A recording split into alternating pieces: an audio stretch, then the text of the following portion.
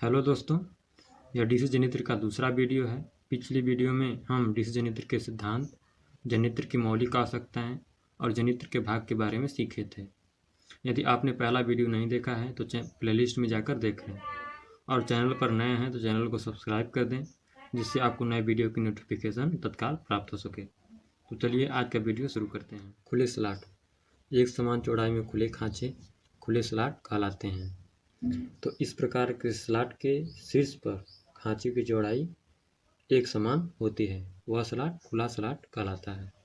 आज आगे देखते हैं अर्धबंद स्लॉट। तो अर्धबंद स्लॉट क्या होता है?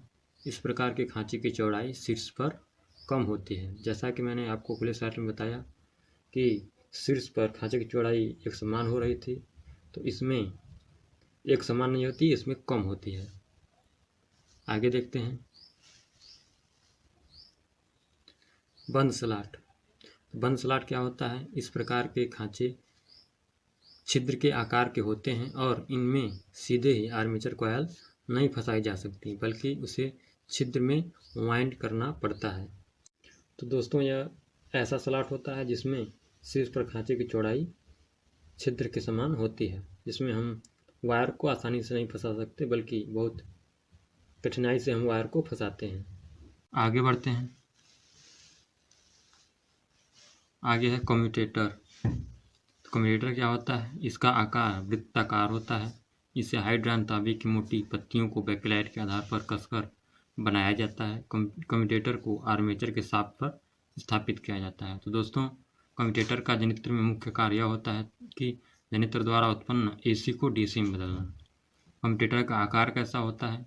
तो इसका आकार वृत्त के समान होता है, जिसे हाइड्रान तांबे की मोटी पत्तियों को बैकलाइट के आधार पर कस करके बनाया जाता है। आर्मेचर की शाफ्ट पर हम कम्यूटेटर को स्थापित करते हैं। चलिए आगे बढ़ते हैं। कार के बारे में आपको सिखा चुका हूँ। उसके आगे देखते हैं ब्रश तथा ब्रश होल्डर। तो ब्रश तथा ब्रश होल्डर क्या होता है? जिस जनित्र द्वारा उत्पन्न विद्युत वाहक बल को कम्यूटेटर से वायु परिपथ को प्रदान करने के लिए जो युक्ति प्रयोग की जाती है वह ब्रश कहलाती है। ब्रश को ब्रश होल्डर में लगाया जाता है। तो दोस्तों, जनित्र द्वारा उत्पन्न विद्युत वाहक बल ऐसी स्वभाव का होता है, उसे कम्यूटेटर द्वारा डीसी में बदलते हैं और डीसी सप्लाई को ब्रश तक भेजते हैं, और ब्रश हमारा वायु परिपथ को डीसी सप्लाई प्रदान करता है। ब्रश होल्डर क्या होता है? जिसमें हम ब्रश को स्थापित करते हैं उसे हम ब्रश होल्डर कहते हैं। आगे बढ़ते हैं। आगे है कार्बन ब्रश प्रयोग करने के कारण। तो हम कार्बन ब्रश ही क्यों प्रयोग करते हैं, आइए इसके बारे में जानते हैं। पहला है, कार्बन ऐसा पदार्थ है जो ऑक्सीकृत नहीं होता और इस प्रकार कम्यूटेटर से सदैव अच्छा संयोजन बनाए रखता है। तो दोस्तों, कार्बन ऐसा पदार्थ होता है जो ऑक्सीकृत नहीं होता है और कम्यूटेटर से अच्छा संयोजन बनाए रखता है। तो अच्छा संयोजन बनाने के लिए हम कार्बन ब्रश का प्रयोग करते हैं। दूसरा देखते हैं। दूसरा है, इसे सरलता से आवश्यक आकृति प्रदान की जा सकती है। तो दोस्तों, कार्बन ब्रश बहुत ही नर्म होता है, जिसके कारण हम इसे आवश्यक आकृति प्रदान कर सकते हैं। तीसरा देखते हैं। तीसरा है, कार्बन का अवगुण है इसका उच्च प्रतिरोध, और यह अवगुण भी कार्य के दौरान दूर हो जाता है, क्योंकि तापमान बढ़ने से इसका प्रतिरोध घट जाता है। दोस्तों, कार्बन हमारा कम्यूटेटर से हमेशा घर्षण करता रहता है, जिसके कारण वह बहुत गर्म हो जाता है, और गर्म होने पर या अधिक तापमान बढ़ने पर उसका प्रतिरोध घट जाता है। आगे देखते हैं। कार्बन की विद्युत धारा वहन क्षमता 4 से 6 एम्पीयर प्रति वर्ग सेमी होती है, जो उपयुक्त है। तो कार्बन की क्षमता 4 से 6 एम्पीयर प्रति वर्ग सेमी होती है, जो कि उपयुक्त होती है, इसलिए हम कार्बन ब्रश का प्रयोग करते हैं। पाँचवा है, कार्बन एक नर्म पदार्थ है, अतः यह स्वयं घिस जाता है, परंतु कम्यूटेटर को घिसने नहीं देता है। दोस्तों, जैसा कि मैंने आपको बताया कि कार्बन बहुत नर्म पदार्थ होता है और यह कम्यूटेटर के संपर्क में रहता है और कम्यूटेटर से हमेशा घर्षण करता रहता है, जिसके कारण कार्बन ब्रश आपका घिस जाता है, परंतु कम्यूटेटर को घिसने नहीं देता है। चलिए आगे बढ़ते हैं। फ्लेमिंग का दायां हस्त का नियम। तो इस नियम के द्वारा हम चालक की गति की दिशा, चुंबकीय क्षेत्र की दिशा और विद्युत वाहक बल की दिशा को ज्ञात करते हैं। तो किस प्रकार से ज्ञात करते हैं, आइए इसको समझते हैं। इस नियम में हम अपनी 3 उंगलियां अंगूठा, तर्जनी तथा मध्यमा को इस प्रकार फैलाते हैं कि तीनों उंगलियां परस्पर लंबवत हो। तो दोस्तों हम अपनी दाएं हाथ की 3 उंगलियों को इस प्रकार फैलाते हैं, तीनों एक दूसरों के लंबवत हों। तब इस स्थिति में अंगूठा चालक की गति की दिशा, तर्जनी चुंबकीय क्षेत्र की दिशा तथा मध्यमा चालक में प्रेरित विद्युत वाहक बल की दिशा को इंगित करता है। तो हमारा अंगूठा चालक की गति की दिशा को प्रदर्शित करेगा और तर्जनी चुंबकीय क्षेत्र की दिशा को और मध्यमा चालक में प्रेरित विद्युत वाहक बल की दिशा को प्रेरित करेगा, जैसा कि आप दोस्तों चित्र में देख सकते हैं। अब मुख्य तौर पर याद रख सकते हैं, थंब मतलब अंगूठा मोशन को, फोर फिंगर यानी तर्जनी फ्लक्स को और मिडल फिंगर यानी मध्यमा ईएमएफ को यानी विद्युत वाहक बल को प्रदर्शित करेगा। चलिए आगे बढ़ते हैं।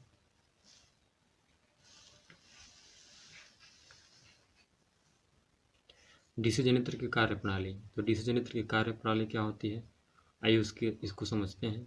तो हमारा डीसी जनरेटर फैराडे के वैद्युत चुंबकीय प्रेरण के सिद्धांत पर कार्य करता है।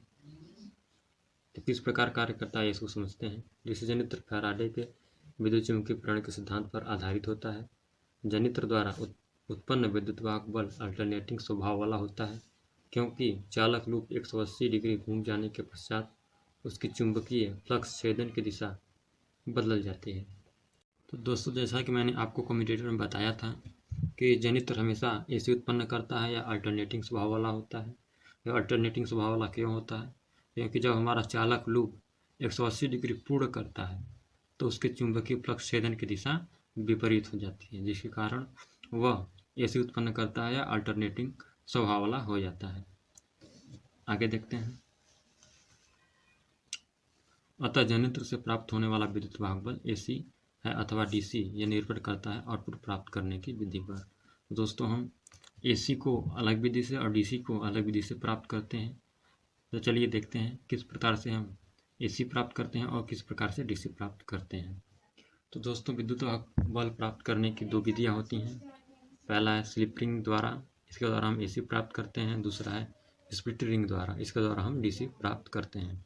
तो आइए पढ़ते हैं स्लिप रिंग द्वारा कैसे हम एसी को प्राप्त करते हैं। इस विधि में प्रत्येक लूप को 2 स्लिप रिंग से जोड़ा जाता है। प्रत्येक स्लिप रिंग से एक कार्बरस जुड़ा रहता है। इसमें लूप ए बी जैसे ही उत्तरी ध्रुव से दक्षिणी ध्रुव की ओर 180 डिग्री पूर्ण करता है, तब आर्मेचर लूप द्वारा चुंबकीय बल रेखाओं के छेदन की दिशा विपरीत हो जाती है।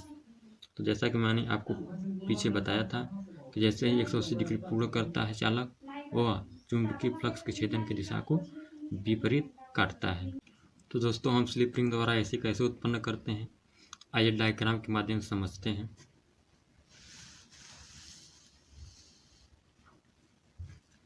यह देखिए चुंबक है, यह चुंबक का नॉर्थ पोल है, यह चुंबक का साउथ पोल है।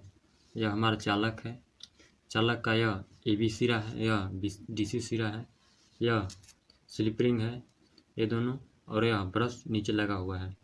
जैसे ही हम चालक को घुमाते हैं 180 डिग्री पूर्ण करता है, उसके चुंबकीय फ्लक्स छेदन की दिशा विपरीत हो जाती है, जिसके कारण वह एसी उत्पन्न करता है। तो दोस्तों हम यहीं से स्प्लिट रिंग विधि को भी यहीं से समझ लेते हैं। तो स्प्लिट रिंग विधि में हम यहाँ पर जो स्लिप रिंग विधि में 2 स्लिप रिंग लगा रहे थे, उसके स्थान पर एक ही स्प्लिट रिंग का प्रयोग करते हैं, जिसके कारण जब AB सिरा हमारा 180 डिग्री पूर्ण करता है तो वह चुंबकीय बल रेखाओं का छेदन विपरीत दिशा में नहीं करता है, जिसके कारण स्प्लिट रिंग विधि में हमारा DC उत्पन्न होता है। चलिए आगे देखते हैं। ये देखिए स्लिप रिंग का ग्राफ है। यहाँ से देखिए जब यह घूमा तो 180 डिग्री जब पूर्ण किया तो 180 डिग्री पूर्ण करने के पश्चात उसके चुंबकीय बल रेखाओं का छेदन विपरीत दिशा में करने लगा, जिसके कारण यह एसी उत्पन्न करता है। आगे बढ़ते हैं। दोस्तों स्प्लिट रिंग को मैं आपको डायग्राम के माध्यम से दिखा चुका हूँ। आइए इसके ग्राफ को देख लेते हैं। तो देखिए यहाँ से यह शुरू करता है और 180 डिग्री जैसे ही पूर्ण करता है, इसके चुंबकीय बल रेखाओं के छेदन की दिशा विपरीत नहीं होती है, जिसके कारण यह DC उत्पन्न करता है। आगे बढ़ते हैं। आगे है विद्युत वाहक बल का समीकरण। तो विद्युत वाहक बल का समीकरण क्या होता है? जो विद्युत वाहक बल जनित्र से उत्पन्न होता है उसकी गणना के लिए प्रयोग किया जाने वाला सूत्र विद्युत वाहक बल का समीकरण कहलाता है। समीकरण क्या है? ई बराबर 5Zn P अपान के 60 है। तो ई क्या है? यह विद्युत वाहक बल। फाई क्या है? प्रतिपूल चुंबकीय फ्लक्स। जेड क्या है? आर्मेचर चालकों की संख्या। एन क्या है? आर्मेचर की घूर्णन गति। पी क्या है? पोल्स की संख्या। और ए क्या है? आर्मेचर वाइंडिंग में समांतर पथों की संख्या है। जैसा कि आप देख सकते हैं नीचे मैं लिखा हूँ, आप नोट कर लीजिएगा। ठीक है, चलिए आगे बढ़ते हैं। डीसी जनित्र की कार्य प्रणाली के आधार पर वर्गीकरण। तो डीसी जनित्र को कार्य प्रणाली के आधार पर कितने भागों में बांटा गया है, आइए इसको देखते हैं। तो डीसी जनित्र को 2 भागों में बांटा गया है।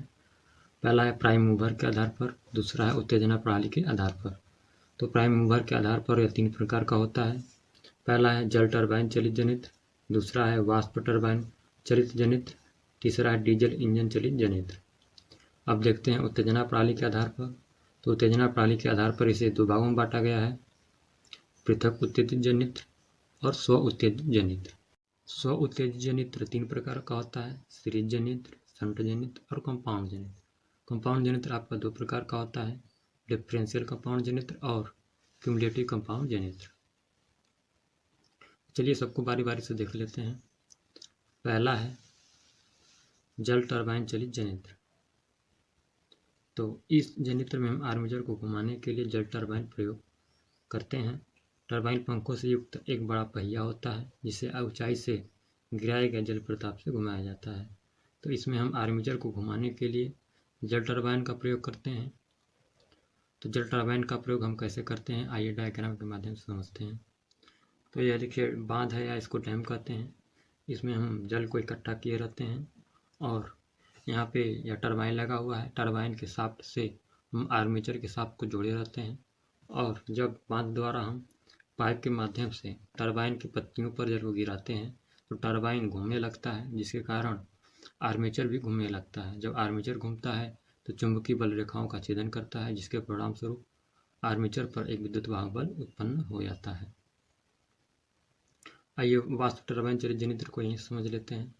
जैसा कि मैंने आपको बताया, इसमें हम जल गिरा रहे थे और वाष्प टरबाइन चलित जनित्र में हम पहले जल को वाष्प में बदलते हैं। वाष्प में बदलने के लिए हम कोयला, गन्ने की खोई आदि ईंधन का प्रयोग करके हम जल को वाष्प में बदलते हैं। जब वाष्प हमारा बनने लगता है तो उसे टंकियों में इकट्ठा करते हैं और इकट्ठा किए हुए वाष्प को टरबाइन की पत्तियों पर गिराते हैं।